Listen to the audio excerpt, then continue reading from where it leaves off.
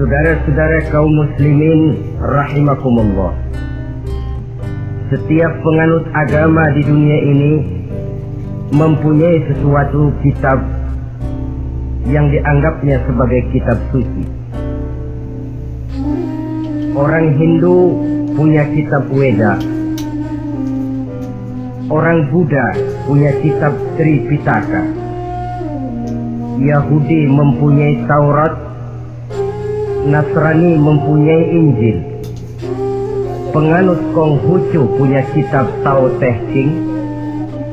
Orang Majusi punya kitab Zen Avesta. Orang Kebatinan punya kitab Serat Centani, Hidayat Jati, Darmo Gandul atau Gatoloco. Sementara kita umat Islam oleh Allah diberikan Al-Quranul Karim. Mengapa kita yakini Quran ini sebagai kitab suci? Pertama, ia bebas dari intervensi dan investasi manusiawi. Ia sepenuhnya, baik isi maupun redaksi, adalah produk dari Allah Subhanahu wa Ta'ala. Kita yakini Quran kitab suci karena sampai hari ini belum ada seorang pun yang sanggup membuat seperti itu. Suatu kitab hanya dinamakan suci kalau dia bersih dari investasi dan intervensi manusia. Al-Quran ini sejak turunnya 14 abad yang lalu telah menantang. Wa in kuntum fi raibin mimma nazzalna ala abdina fa'tu bi suratin min misli. Apabila kamu ragu-ragu terhadap kebenaran Quran yang kami turunkan kepada hamba kami Muhammad, atau kamu menyangka Quran itu cuma bikinan Muhammad saja, cobalah kamu buat satu surah saja semacam Al-Quran. Apabila kamu tidak mampu melakukannya seorang diri, wada'u syuhada'akum, ajak seluruh teman-temanmu. Sejak tantangan ini turun 14 abad yang lalu, sampai hari ini tidak seorang pun yang sanggup membuat satu surah saja semacam Al-Quranul Karim. Barangkali belum pernah ada yang coba-coba. Sudah. Di antaranya apa yang dilakukan oleh Musailamah Al-Kadzab. Dia mencoba membuat satu surah semacam Al-Quran yang kalimatnya sudah berbentuk bait-bait syair, tapi isinya jauh panggang daripada api. Yang kedua, kita yakini Quran sebagai kitab suci karena isi dan ajarannya sesuai dengan fitrah manusia. Suatu kitab dinamakan suci kalau ajarannya sejalan dengan fitrah manusia. Misalnya, manusia secara fitrah, kalau dia laki-laki normal nafsu kepada perempuan, itu fitrah. Perempuan suka kepada laki-laki, itu fitrah. Kalau ada kitab suci tapi melarang manusia untuk kawin, kesuciannya perlu diselidiki. Quran kitab suci sejalan dengan fitrah manusia, maka ia menganjurkan manusia yang mampu untuk melangsungkan perkawinan. Contoh lain, secara fitrah manusia perlu makan. Kalau ada kitab suci yang melarang manusia puasa saja siang malam terus menerus, itu kan sama juga nyuruh orang mati. Quran sesuai dengan fitrah manusia, maka dalam Islam puasa wisol, puasa ngableng apa itu istilahnya, puasa nyambung dari pagi sampai sore sampai malam sampai pagi lagi puasa terus, bukan saja tidak boleh, malah haram hukumnya. Kenapa? Itu bertentangan dengan fitrah manusia. Yang ketiga, kita yakini Quran sebagai kitab suci karena isinya tidak kontroversi, isinya tidak saling bertentangan satu sama lain. Di ayat manapun Quran mengajarkan Allah itu Esa. Satu kali dia berkata haram, dia akan tetap berkata haram. Isinya tidak kontroversi. Sebab kalau ada kitab suci, di satu pihak mengajarkan Tuhan Esa, di lain ayat mengajarkan Tuhan 3, di lain ayat lagi mengajarkan Tuhan 4, kitab kacau namanya.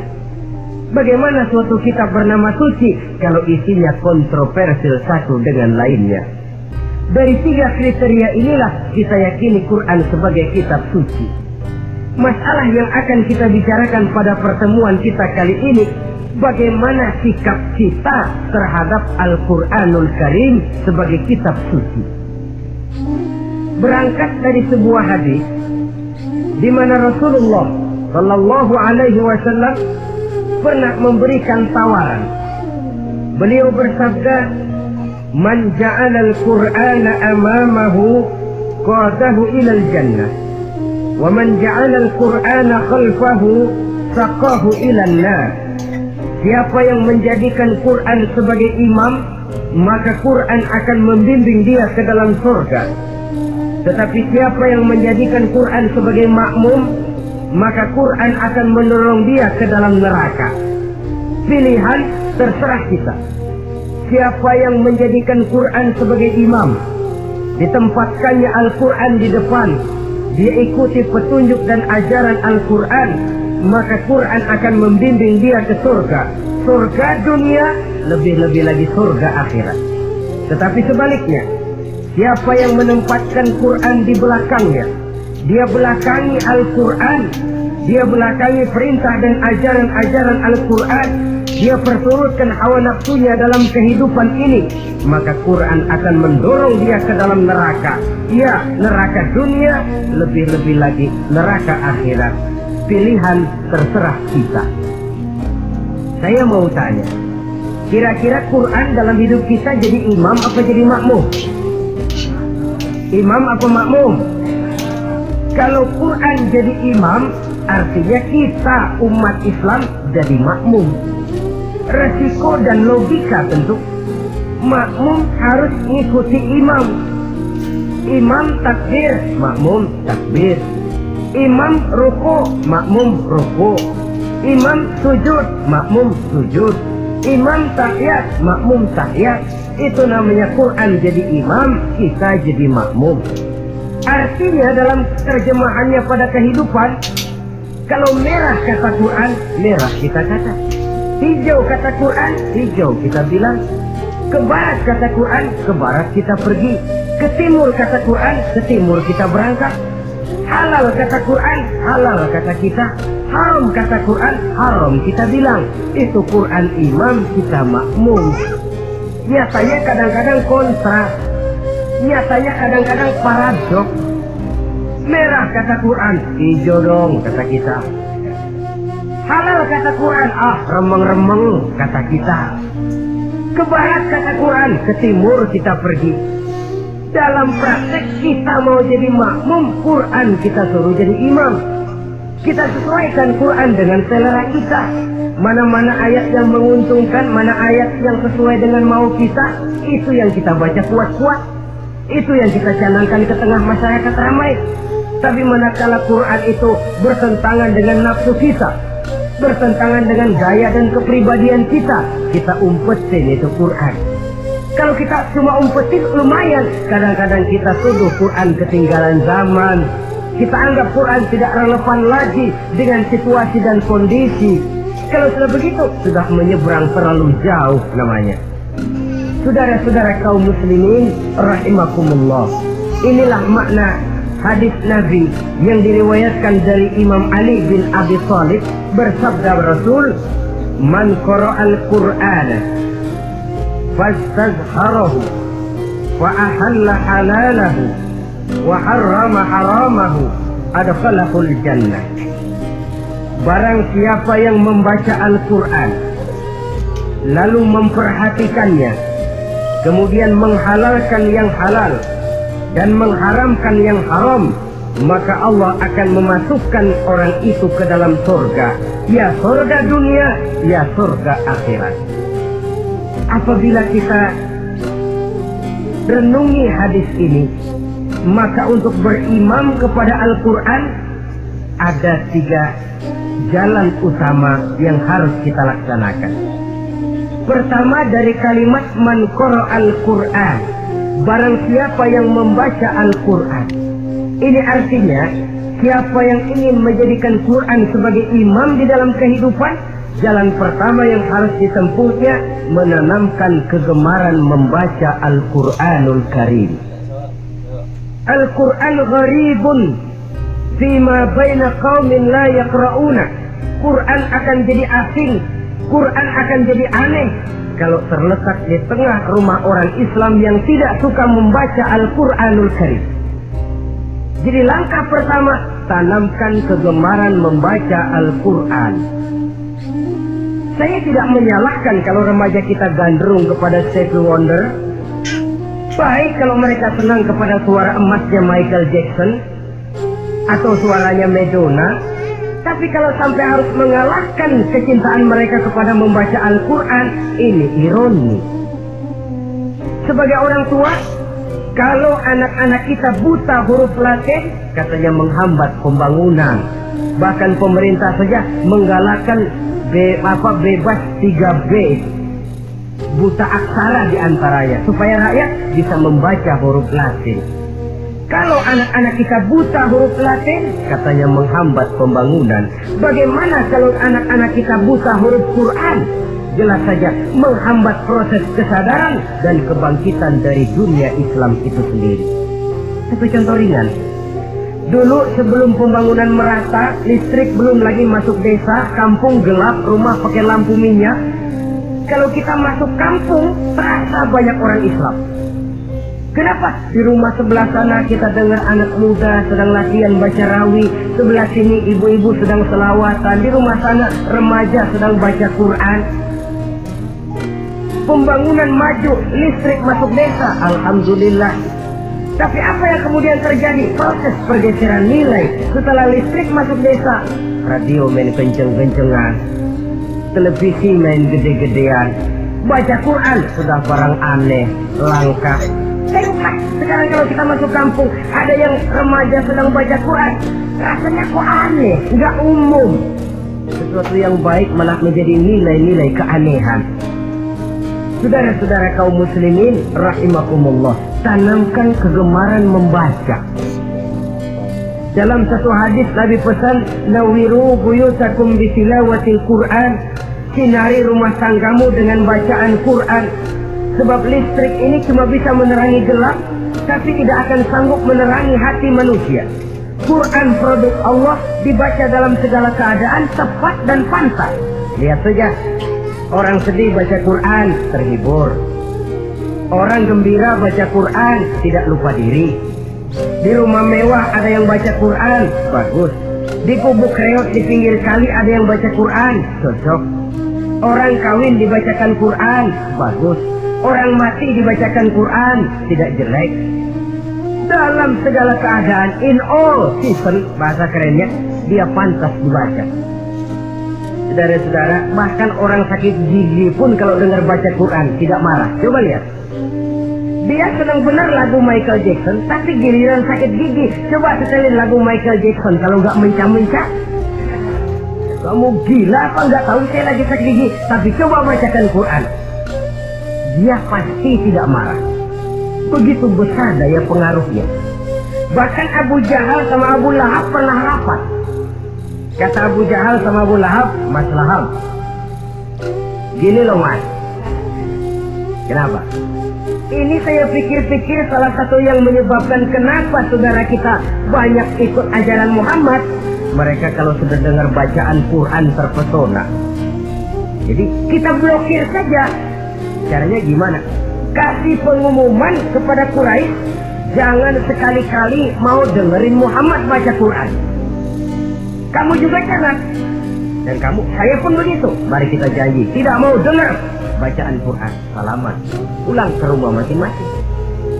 Dapat 1 hari tahan, 2 hari bertahan, 3 hari, seminggu ke atas, Abu Jahal mulai ada semacam rindu, kangen, pengen dengar ayat Quran. Karena secara pribadi dia mengakui keindahan gaya bahasanya jauh lebih tinggi dari kemampuan penyair Quraisy. Isi ajarannya sangat dalam dan menyentuh segi-segi kehidupan manusia. Gak tahan Abu Jahal, kayak dikin-dikin hatinya, keluar rumah mindik-mindik, ngumpet-ngumpet, ngempet di rumah Nabi, pengen dengar Nabi baca Quran. Rupanya Abu Lahab sama. Pikir Abu Lahab nggak bakalan keluar. Abu Lahab berpikir Jahal pasti di rumah. Dua-duanya bareng berangkat ke rumah Nabi. Cuma yang satu dari sebelah barat, yang satu dari sebelah timur. Ngempet, ketemu di sudut, sama-sama kaget. Jahal, loh kamu Lahab? Iya, kamu ngapain? Lah kamu ngapain? Akhirnya sama-sama malu, sama-sama tidak bisa menahan diri, akhirnya sama-sama ngakuin. Bagaimanapun kita harus akui bahwa Al-Quran ini mengandung daya pesona yang sangat luar biasa. Itu dari segi bacaan, belum lagi dari segi ajaran, belum lagi dari segi isi. Tanamkan kegemaran membaca Al-Quran. Sampai-sampai Nabi katakan, Innallazi laisa fi jawfihi syai'un minal Quran kal baitil kharib. Orang yang dari tenggorokannya belum pernah keluar ayat Quran barang sepotong pun, belum pernah ngaji barang seayat pun, itu orang kata Nabi kal baitil kharib, kayak rumah kosong. Rumah kan kalau kosong biar bagus, mewah, besar, perabotannya lengkap. Kalau kosong, angker.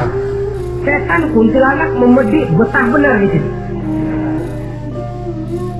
Saudara-saudara kaum muslimin rahimakumullah. Dalam satu percontohan Nabi mengatakan begini. Masalul mu'minil ladzi yaqra'ul Qur'an kamasalil utrujah. Rihuha thayyibun wa ta'muha murr wa ta'muha thayyibun. Orang mukmin yang suka membaca Quran adalah ibarat buah utrujah. Baunya wangi, rasanya lezat.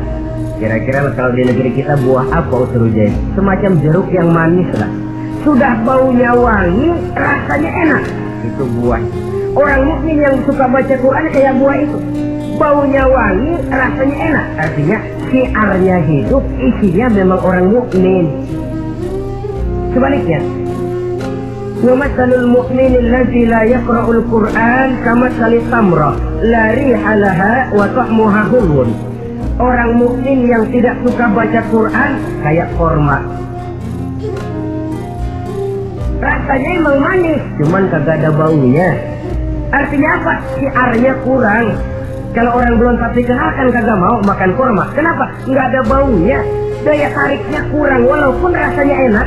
Kalau daya tariknya nggak ada, kan nggak ada iklannya, tidak ada syiarnya. Itu orang mukmin yang tidak suka membaca Quran. Ibarat buah, nggak ada baunya walaupun rasanya enak. Orang kurang tergerak, kurang syiar, kurang daya tarik. Sebaliknya, wa masalul munafiq allazi yaqra'ul Qur'an kamasalir raihanah rihuha thayyibun wa ta'muha murrun. Orang munafik yang suka baca Quran seperti buah raihanah. Apa itu? Baunya wangi, rasanya pahit. Orang munafik baca Quran kayak buah itu. Baunya sih enak, cuman rasanya pahit. Yang munafik baca Quran, syiarnya sih lumayan, daya tariknya hebat, isinya munafik. Nah, paling jelek orang munafik yang nggak suka baca Quran. Wa masalul munafiqil ladzi la yaqra'ul Qur'an kamasalil hanzalah laisa laha rihun wa ta'muha murrun. Orang munafik yang tidak suka baca Quran seperti buah hanzalah, sudah nggak ada baunya, rasanya pahit lagi. Kalau buah pacek kali. Udah baunya kagak ada, kalau dimakan bikin orang celeng. Saudara-saudara kaum muslimin rahimakumullah, tanamkan kegemaran membaca Al-Quran. Karena membaca Al-Quran merupakan ibadah yang besar. Bahkan kata Nabi, afdalu ibadati abdi qiraatul Quran. Nilai ibadah yang paling baik dari hambaku adalah ibadah membaca Al-Quran. Dalam sholat pahalanya lebih besar di luar sholat daripada di luar sholat. Dengan wudhu pahalanya lebih besar daripada tanpa wudhu. Mengerti pahalanya lebih besar daripada tidak mengerti. Tapi tidak mengerti pun jangankan membaca, mendengar saja orang baca Quran dengan baik sudah didoakan untuk mendapat rahmat. Berpahala mendengar bacaan Al-Quran walaupun tidak mengerti. Apalagi membaca sendiri, apalagi mengerti apa yang kita baca, tentu pahala itu akan jauh lebih besar. Ini yang pertama. tanamkan kegemaran membaca Al-Quranul Karim. Yang kedua, dalam hadis tadi, fastazharuhu, man qara'al Qur'ana fastazharuhu, siapa yang membaca Al-Quran kemudian memperhatikannya. Jadi kalau kita mau beriman kepada Al-Quran, setelah menanamkan kegemaran membaca, yang kedua, perhatikan, pahami isinya. Jangan seperti monyet pakai mahkota, ketawa girang, cengengesan, tapi dia tidak tahu arti kebesaran mahkota yang disandangnya itu. Bangga dengan Al-Quran, tapi apa kandungannya kita tidak mengerti. Untuk memahami Al-Quran ini, caranya bagaimana? Tentu mudah saja. Seperti contoh, kalau kita ingin mengerti caranya bikin tahu, jangan bertanya kepada montir mobil. Montir mobil ahli betul urusan mesin, tapi kalau urusan tahu, tanya dong tukang tahu. Untuk mengerti rahasia dan seluk-beluk Al-Quran, kita harus bertanya kepada orang yang memahami seluk-beluk Al-Quran, para ulama, para kiai, para ustadz, yang kita tahu kualitas keilmuannya, kita yakini loyalitas dan integritasnya kepada Islam ini. Kenapa? Ayat-ayat Quran itu elastik. Dia dibawa kemana saja mau.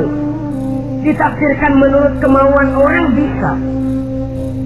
Paling celaka kalau yang belajar tidak punya dasar, yang mengajar punya maksud lain, sesat dan menyesatkan.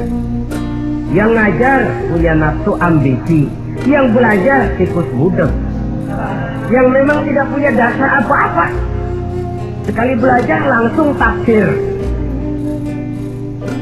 Cara wudhu yang baik saja belum ngerti, cara rukuk dan sujud yang baik saja belum bisa, yang membatalkan sholat apa ndak bisa, ndak ngerti, sekali langsung. Enggak, supaya kita langsung saja belajar langsung Al-Quranul Karim. Tidak jelek, cuma akan lebih baik kalau sebelumnya ada unsur penunjang dari nilai-nilai keilmuan dalam Islam ini.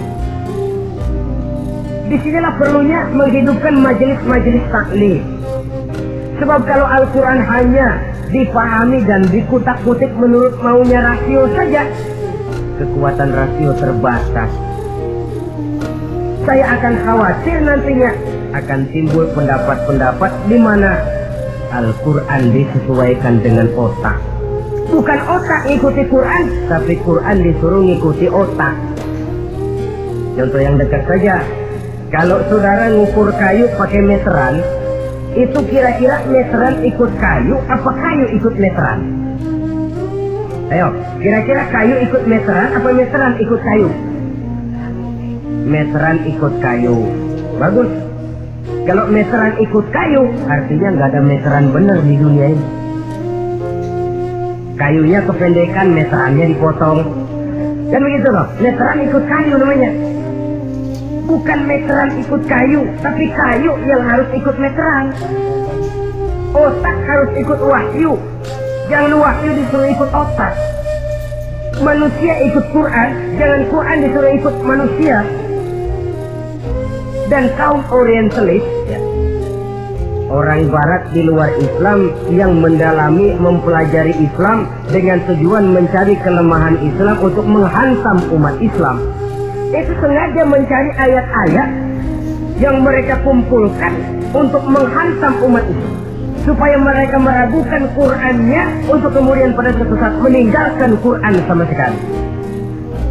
Timbullah pendapat ada ayat Quran yang sudah tidak sesuai lagi katanya dengan situasi dan kondisi. Seolah-olah otak manusia sudah jauh lebih pintar daripada Al-Quranul Karim. Saudara-saudara kaum muslimin rahimakumullah, inilah yang kita berlindung dari Allah. Sebab secara demikian, dengan kata lain, kita secara tidak sadar sudah mengurangi kemahamutlakan dan kesempurnaan dari Allah Subhanahu wa ta'ala. Untuk memahami Al-Quran, maka kita harus bertanya kepada ahlinya, mengaji, menghidupkan majelis-majelis taklim. Jangan sampai Al-Quran menjadi awam di tengah masyarakat Islam sendiri. Ini jalan yang kedua, memahami isinya. Sehingga dengan demikian, manakala Al-Quran dibacakan orang, pemikiran kita tidak lagi terpusat kepada kemerduan suara orang yang membaca, tapi tertuju kepada isi yang dikandungnya. Sehingga dalam kondisi semacam itu, boleh jadi tiap kali dibacakan Al-Quran, nilai iman makin tambah. Kita dengar orang baca, Alam taro kaifa fa'ala rabbuka bi ashabil fil. Terbayang oleh kita bagaimana Raja Abrahat dengan pasukannya mau menghancurkan Ka'bah. Bagi Allah cukup menurunkan burung ababil, hancur lebur Abrahat, raja besar dengan seluruh pasukan gajahnya. Berantakan dibuatnya cuma dengan burung ababil. Allah maha besar, Allah maha kuat. Tambah iman. Kalau tidak, ya seperti yang banyak terjadi. Quran menceritakan azab, kita malah kesenangan. Walakum azabun alim, kamu akan mendapat azab yang pedih. Kita teriak di pojokan, toyib, toyib. Allah, alhamdulillah. Digambarkan azab malah baik-baik. Bahwa kita suka, kita gemar kepada bacaan Quran dengan suara yang merdu, alhamdulillah. Akan lebih baik lagi kalau kita mengerti apa yang dibacanya. Sebab perintah membaca tersirat makna perintah untuk memahami. Perintah memahami tersirat makna untuk mengamalkan. Dengan kata lain, kita hanya bisa mengamalkan Quran dengan baik kalau kita mengerti isinya.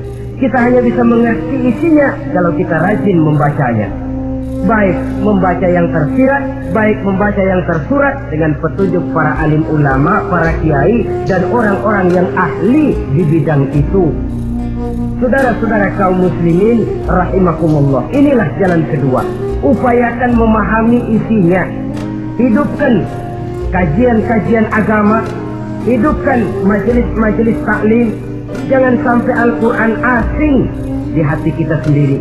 Jangan sampai kita awam terhadap makna kandungan dan ajaran Al-Quran, sementara kita yakini bahwa dialah yang akan bisa membimbing kita menuju kebahagiaan sejak dari dunia sampai ke akhirat nanti. Jalan ketiga untuk berimam kepada Al-Quran, setelah menanamkan kegemaran membaca lalu berupaya memahami isinya, yang ketiga adalah mengamalkannya dalam kehidupan sesuai dengan kemampuan yang kita miliki. Quran tidak akan membawa berkah kalau ajaran yang terkandung di dalamnya kita baca, tapi kemudian kita injak-injak dalam praktek kehidupan. Quran mengatakan riba haram, tapi praktek kita dalam hidup malah senang betul kepada riba. Quran mengajarkan jagalah kesatuan persatuan dan ukhuwah Islamiyah.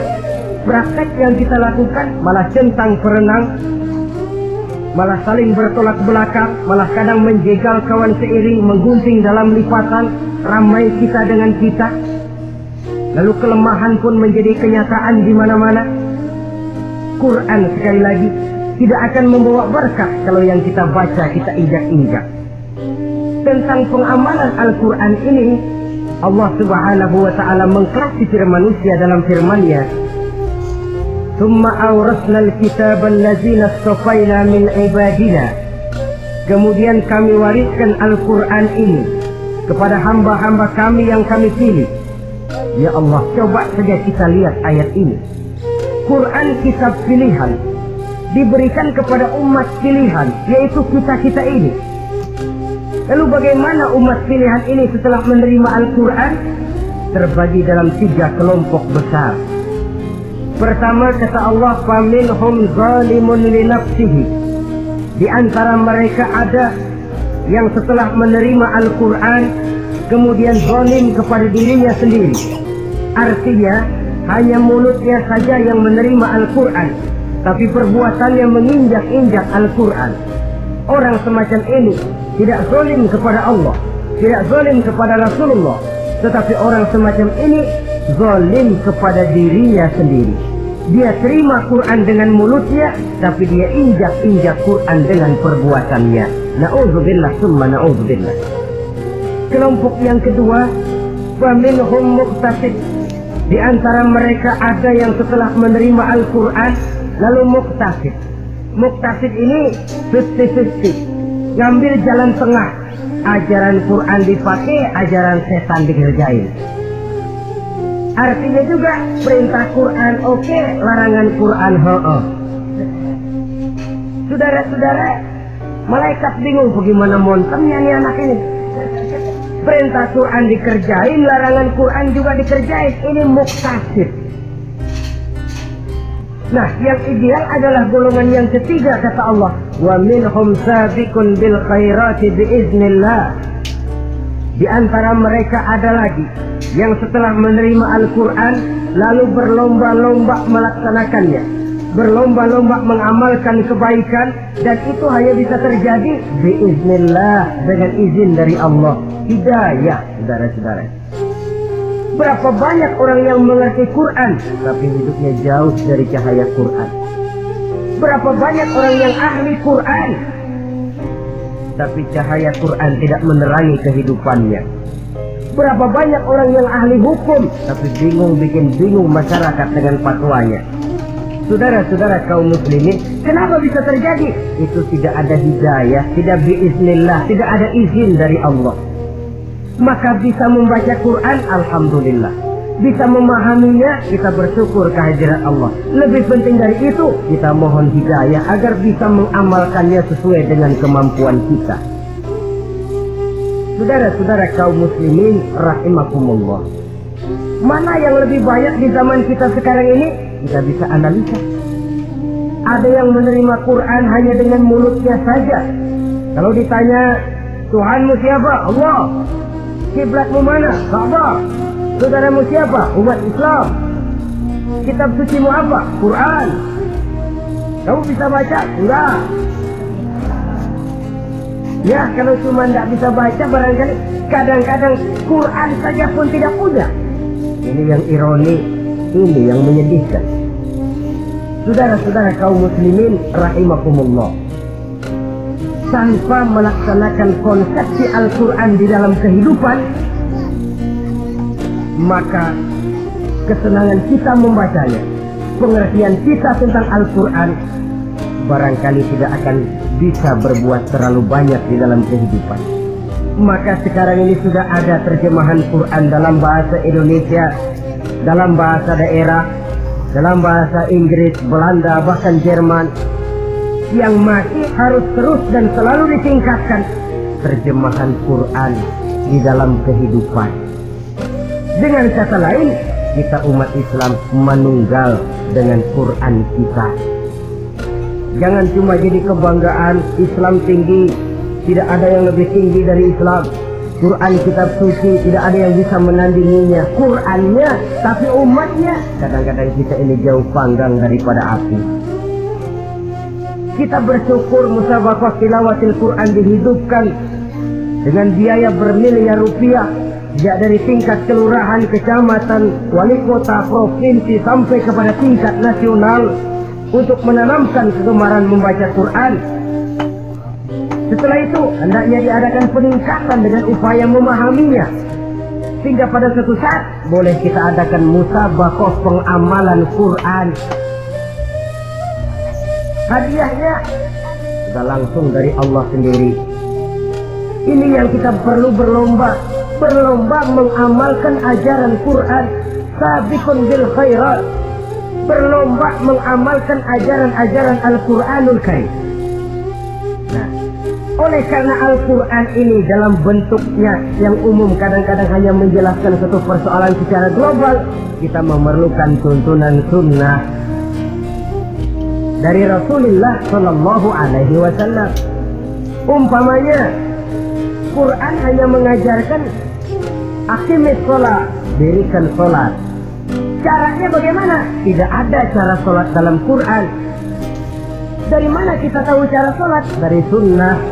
Itu sebabnya selain Al-Quran sebagai sumber utama, kita memerlukan sunnah. Bahwa sholat pakai takbiratul ihram di Quran tidak ada. Bahwa sholat pakai tahiyat dalam Quran tidak ada. Jadi kalau orang cuma Quran saja, tidak ada sunnah itu, ya bagaimana kita bisa sholat? Quran cuma mengatakan wa atimul hajja wal umrata lillah, laksanakan haji dan umrah karena Allah. Bagaimana manasik haji? Bagaimana cara sa'i? Bagaimana cara wukuf? Bagaimana cara melontar? Tidak ada dalam Quran. Yang memuat itu tidak lain sunnah. Untuk memahami Quran dan sunnah ini, kita memerlukan orang yang menguasai Quran dan sunnah. Oleh karena itu kita perlu petunjuk kepada para ulama. Itu sebabnya Quran sendiri mengatakan wa in tanaza'tum fi shay'in farudduhu ila Allahi wa rasulih. Apabila kamu berbeda pendapat tentang suatu persoalan, kembalikan kepada Allah dan Rasulnya. Kembalikan kepada Allah artinya kembalikan kepada Quran. Kembalikan kepada Rasul maksudnya kembalikan kepada sunnah. Siapa yang mengerti Quran dan sunnah? Para ulama yang kualitas ilmunya kita yakini, loyalitas dan kredibilitas serta integritas keislamannya bisa menjadi panutan. Saudara-saudara kaum muslimin rahimakumullah. Dengan demikian, kalau orang berkata langsung saja memahami Quran, sekarang kan sudah banyak terjemahannya, tidak usah lewat ulama-ulamaan. Saya tidak mencela, cuma agak mengkhawatirkan. Kalau dia memahami Quran cuma sekedar lewat terjemahannya saja, sangat mungkin jadi dia bisa salah paham. Kita memerlukan bantuan sunnah, kita memerlukan petunjuk para ulama yang menguasai di bidang itu. Kembalikan kepada Quran dan sunnah artinya bertanya kepada orang yang memahami Quran dan sunnah. Nah, dengan begitu kan akan terjadi perbedaan pendapat. Perbedaan pendapat sesuatu yang halal sepanjang tidak menyebabkan kita berpecah belah. Halal berbeda pendapat, asal diletakkan pada proporsinya. Apalagi kalau perbedaan pendapat itu cuma masalah teknis, bukan masalah prinsip. Kenapa tidak pulang saja kepada tuntunan Quran? Lana a'maluna walakum a'malukum. Kami akan mengamalkan amalan yang kami yakini benarnya.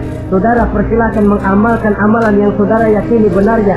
Sama-sama punya alasan, sama-sama punya dalil. Tidak usah saling menyalahkan, tidak usah saling mengklaim merasa yang paling benar, orang lain salah semua. Kemukakan argumen, jangan sentimen.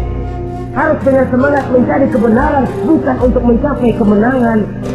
Kalau sentimen lebih penting dari argumen, kalau kemenangan lebih diutamakan dari mencari kebenaran, yang berlaku kadang-kadang gengsi. Kalau sudah gengsi, yang bicara emosi. Kalau sudah emosi, istilah kita di kampung ngambek. Gedean ilmunya mambeknya. Kadang-kadang saya kalau nggak jadi imam nggak mau sembahyang di situ. Kalau nggak jadi imam, orang lain dianggapnya kagak sah sembahyangnya. Oh pokoknya kalau nggak ngaji sama saya Islamnya kurang benar. Mengklaim. Perbedaan pendapat wajar, halal, asal tidak menyebabkan kita berpecah belah. Dan sewajarnya kita lebih berusaha mencari titik pertemuan, memperbesar persamaan, dan bukan mengutak-utik perbedaan. Kadang-kadang inilah penyakit kita nih. Satu kunut, satu tidak sembahyang subuhnya, bisa RT. Satu usuli, satu tidak, bisa RW. Satu azan sekali Jumatan, satu dua kali bikin masjid lagi. Kenapa bukan persamaannya yang dicari? Kenapa justru perbedaannya yang diperbesar? Yang masalah macam ini sampai kiamat tidak pernah selesai. Kan lebih baik kalau kita ditanya orang, Pak, sholat subuh itu pakai kunut apa tidak sih? Kalau saya pakai. Kalau yang tidak pakai kunut bagaimana Pak? Betul, kata yang tidak pakai. Jadi yang pakai kunut betul, betul karena saya pakai kunut. Yang tidak juga betul, betul kata yang tidak pakai. Kalau yang kunut betul, yang tidak kunut betul. Lalu yang salah yang mana Pak? Yang salah yang subuh nggak semayang. Lebih objektif, proyek garapannya ada, umat tidak berpecah belah. Yang konyol kadang-kadang khutbah Jumat pakai membongkar khilafiyah, menghantam tahlil, menghantam kunut. Selesai sembahyang Jumat, apa yang terjadi? Umat resah, masyarakat gelisah, polemik timbul, masalah tidak terselesaikan. Orang jadi khotib itu raja dalam mimbar Jumat, siapa yang mau bantah dia? Kalau memang mau buka itu persoalan khilafiyah, buka dalam forum khusus. adakan pengajian, jelaskan masalahnya secara luas, mendasar. Jangan mengklaim dan memvonis. Berikan kebebasan kepada umat untuk menilai. Masalahnya selesai, yang tidak puas bisa bertanya. Saudara-saudara, sudah lewat masanya kita meributkan soal itu. Sudah datang waktunya di mana kita lebih mementingkan dan membicarakan masalah-masalah yang lebih mendesak dihadapi oleh umat. Kemiskinan misalnya, kebodohan misalnya, keterbelakangan umpamanya, peluang untuk mendapatkan pendidikan yang layak bagi anak-anak kita yang berotak cerdas tapi tidak punya kemampuan ekonomi umpamanya. Itu akan lebih objektif ketimbang kita membicarakan masalah-masalah yang sampai kiamat tidak akan pernah selesai, yang hanya akan menyebabkan kita menjadi lemah, persatuan koyak, solidaritas sosial lalu menurun, saling curiga menjadi tumbuh karenanya, dan pada akhirnya kita tidak akan pernah bisa berbuat banyak. Untung kalau tidak menjadi tertawaan bagi orang yang berdiri di luar pagar. Saudara-saudara kaum muslimin rahimakumullah, sekali lagi, Al-Quran tidak akan membawa berkah kalau yang kita baca kita injak-injak. Oleh karenanya, untuk berimam kepada Quran ini, sekali lagi, pertama, tanamkan kegemaran membaca. Yang kedua, upayakan memahami isinya melalui bimbingan orang yang ahli bidang itu. Yang ketiga, amalkan sesuai dengan kemampuan. Sebab itu ada prinsip, kalau isi suatu hadis nampaknya bertentangan dengan otak, kesohihan hadis itu boleh diperiksa. Tapi kalau ayat Quran nampaknya bertentangan dengan otak, otaknya yang harus diperiksa. Jangan Qurannya lalu disesuaikan dengan otak. So, kalau kita sudah berani berteori, ada ayat Quran yang tidak sesuai dengan keadaan. Ayat yang mana? Yang ini. Tahun depan tambah lagi, tahun depan tambah lagi. Makin lama makin habis Al-Quran itu. Yang perlu diperbarui cara kita memahami Quran. Bukan dengan mengemukakan teori ayat Quran kehilangan relevansi. Cara kita memahami barangkali yang kurang relevan. Dalam situasi, dalam konteksnya dengan situasi dan kondisi. Jangan lupa, Al-Quran ini kan untuk semua umur. Dia bisa dipahami secara filosofis, dia bisa dipahami dengan kacamata orang awam. Tingkat kemampuan berpikir orang tidak semuanya sama. Kalau semua orang kita mau ajak berfilsafat, merenung dalam-dalam, menerawang tinggi-tinggi, ialah buat mereka yang terjangkau oleh perguruan tinggi. Tapi buat saudara-saudara kita, pedagang-pedagang kecil, petani di desa-desa terpencil, remaja-remaja yang jauh dari sentuhan teknologi canggih, sanggupkah mereka berpikir filosofis? Sementara mereka merupakan bagian terbesar dari kondisi umat ini. Saudara-saudara kaum muslimin, oleh karenanya, ditentang membaca, memahami dan mengamalkan, Rasulullah Shallallahu Alaihi Wasallam pernah memberikan sugesti. Beliau bersabda, "In aradtum aisas su'ada," apabila kamu menginginkan kehidupan yang bahagia, hidup seperti hidupnya orang-orang yang bahagia, dan tentu ini keinginan kita semua.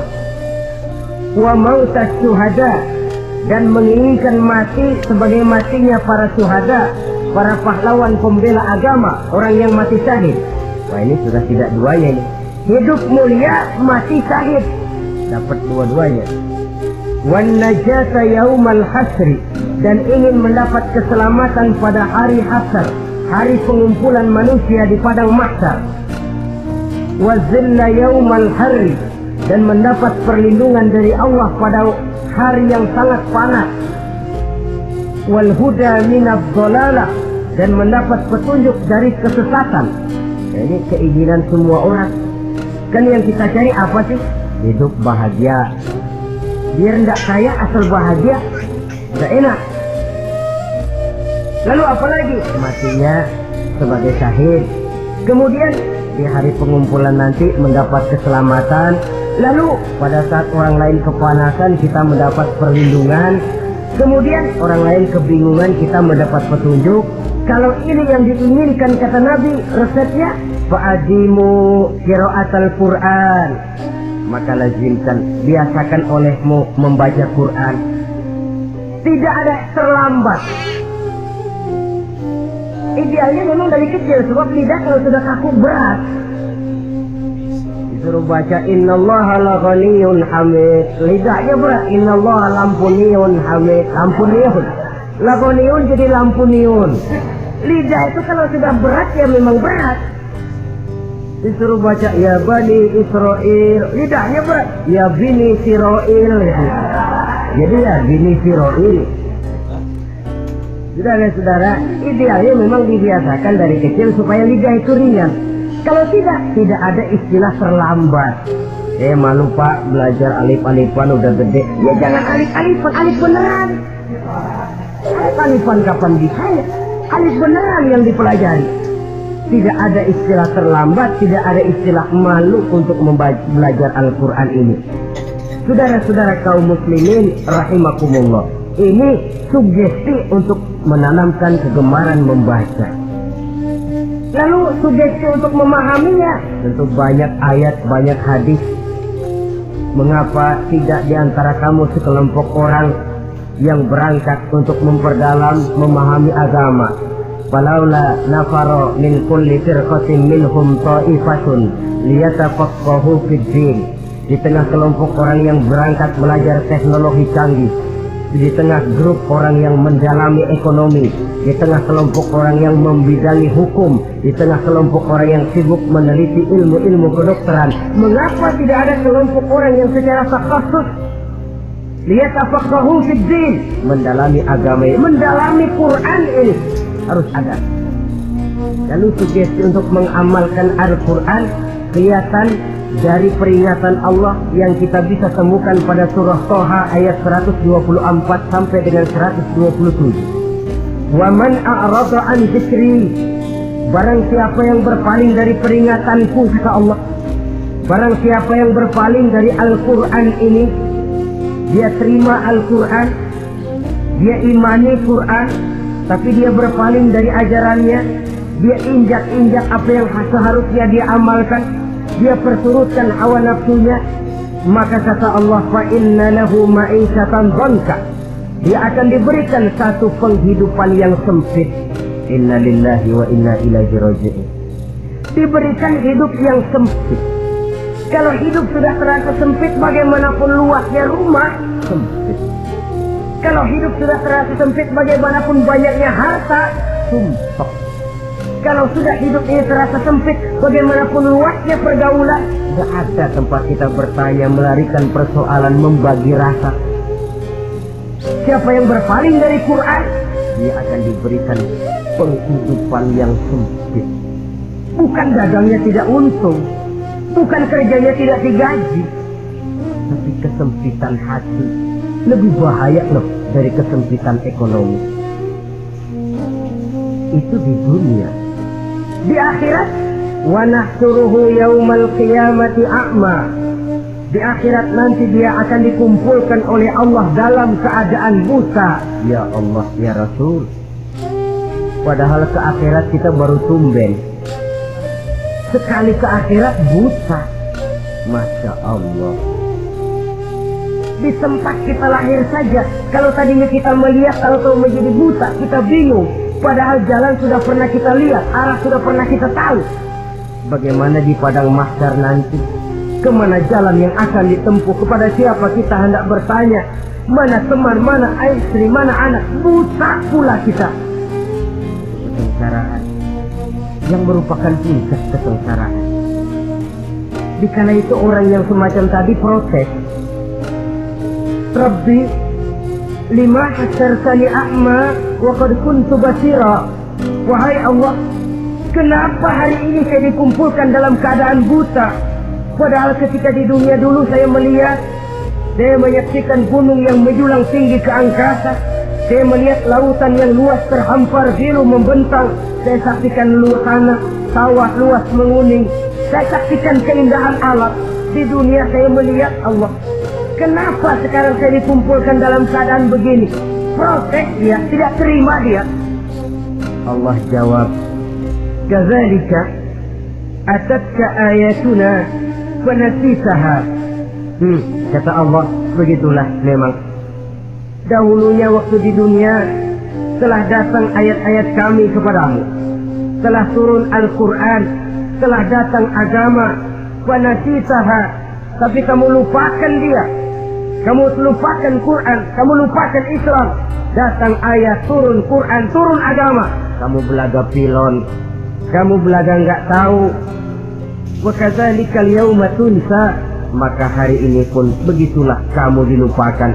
Sebagaimana dulu waktu di dunia kamu telah melupakan ayat-ayatku, melupakan kitabku, melupakan ajaran-ajaranku. Hari ini kamu pun dilupakan. Seolah-olah Tuhan cuma nggak bilang, mereka protes, Tuhan, kenapa saya buta padahal di dunia saya melihat? Kata Tuhan, kalau bahasa kita, lu rasain. Lu sih, kenapa dulu di dunia? Pura-pura nggak lihat. Kenapa waktu di dunia? Pura-pura nggak tahu. Kenapa waktu di dunia kamu lupakan Quran? Maka hari ini pun engkau kami lupakan. Wa kadzalikal yauma tunsa. Wa kadzalika najzi man asrafa wa lam yu'min bi ayati rabbih wal 'adzabul akhirati ashaddu wa abqa. Demikianlah kami membalas orang yang berlebih-lebihan, orang yang melampaui batas dan tidak mau beriman kepada ayat-ayat Tuhannya, dan sungguh siksa akhirat itu lebih dahsyat dan lebih kekal. Siksa dunia mungkin kelaparan, kekurangan ekonomi, kekurangan pakaian, tapi berapa hari paling lama seumur manusia? 70 tahun umur kita, ya paling lama begitulah. Tapi siksa akhirat, kesengsaraan akhirat, kesengsaraan neraka, asyaddu wa abqa, lebih dahsyat dan lebih kekal. Di zaman sekarang orang bukan cuma berbuat potong kompas, berpikir pun potong kompas, berpikir pun ngambil jalan pintas.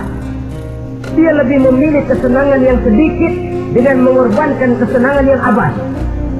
Dia mengejar surga yang sebentar dengan menghancurkan surga yang kekal. Dicarinya surga dunia, hidup cukup, rumah bagus, makan bagus, pakaian bagus, istri bagus, dengan menghalalkan segala macam cara, berpaling daripada kehidupan agama, belum menginjak-injak Al-Quranul Karim.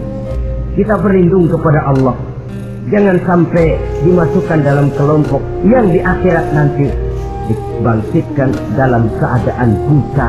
Na'udzubillah, summa na'udzubillah. Di sini kita terkesan dengan apa yang dikatakan Sayyid Muhammad Abduh, al-Islam mahjubun bil muslimin.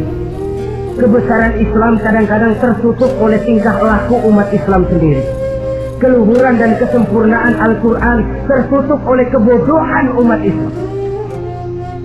Sedangkan untuk mengungkapkan rahasia Al-Quran ini diperlukan keahlian yang kompleks.